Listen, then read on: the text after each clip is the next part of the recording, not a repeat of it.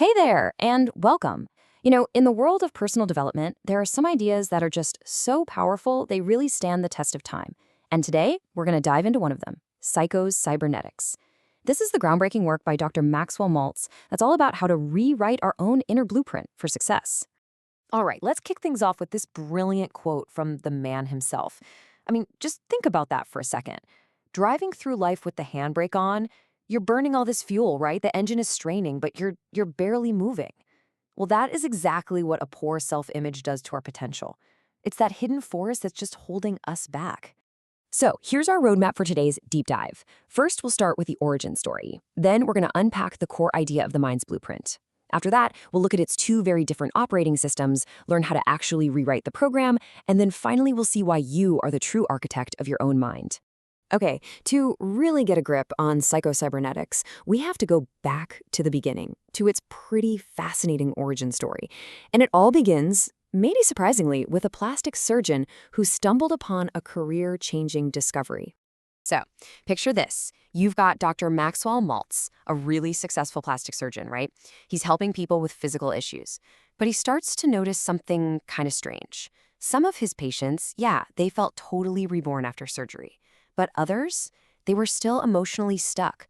They'd have a brand new face, but they still felt unattractive or unworthy. And this led him to this huge, groundbreaking insight. Real change, lasting change, doesn't come from fixing the body.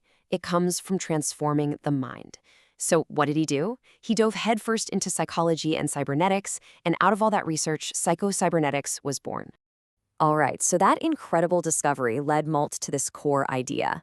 But what exactly is Psycho Cybernetics? I know the name sounds a little complex, maybe even intimidating, but trust me, the main concept behind it is super intuitive.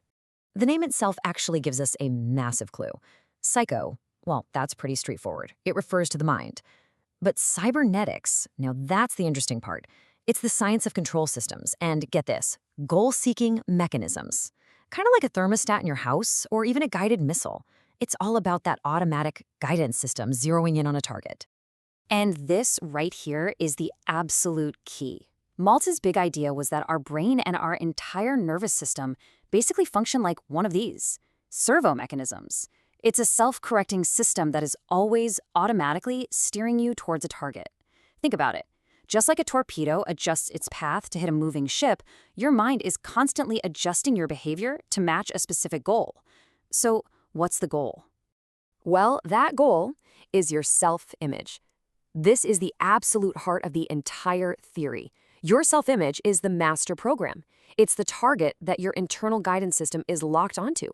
So if that program is running code that says, I'm a failure, your subconscious will literally, and I mean literally, steer you towards situations that prove that right. But, and this is the amazing part, if you change that image, you change everything. Okay, this brings us to a really crucial point.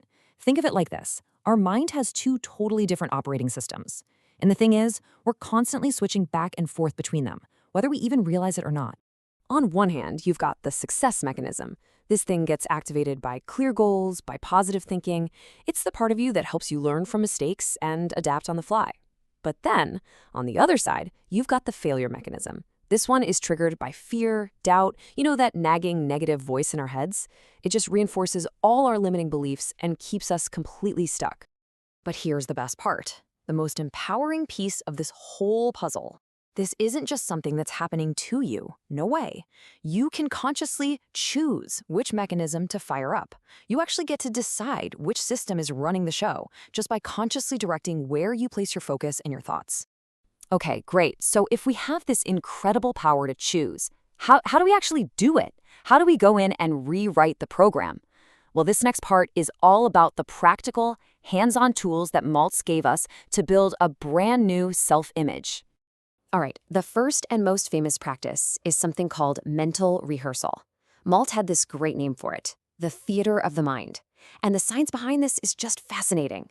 It turns out your brain and your nervous system, they literally can't tell the difference between a real, actual experience and one that you just vividly imagine. So by rehearsing success in your mind, you are physically building the neural pathways for confidence and skill out in the real world. And the practice itself? It's deceptively simple.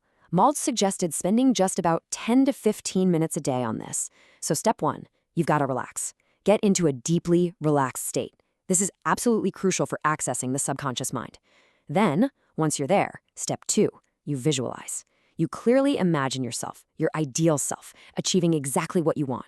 See yourself performing successfully, handling challenges like it's nothing. The real key here is to make it as vivid and detailed as you possibly can. Engage all your senses.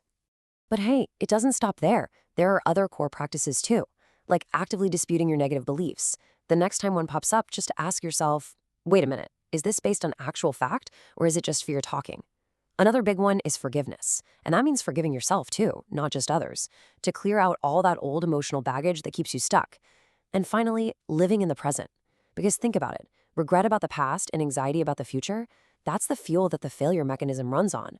All right, let's start to bring this all together. You have to remember, these ideas came out in 1960, but in our world today with social media and this culture of constant comparison, they might be more relevant now than they have ever been. And this really gets to the core message of Psycho Cybernetics, so listen close. You are not your past. You are not your mistakes. You are not your appearance. You are the image, the one you hold of yourself, and you can change it. That's the whole point. You are defined only by the image you choose to hold of yourself right here in this present moment. And the best part is that that image, that's something you have total power to change. And look, this isn't just some abstract theory, okay? Just look at the real-world applications all around us. We're talking about legendary athletes like Muhammad Ali, visualizing his victories before he ever stepped in the ring. Public speakers use this stuff to absolutely crush stage fright. Modern therapists use these exact principles in things like CBT and NLP. It's a proven blueprint for high performance and for genuine well-being. So when you boil it all down, what Psycho Cybernetics teaches us is this. You are not a victim of your circumstances. You are not a victim of your past. You are the creator. You are the artist. You are the architect of your own mind and, by extension, your own reality. The power to build a better life, it all starts with building a better self-image.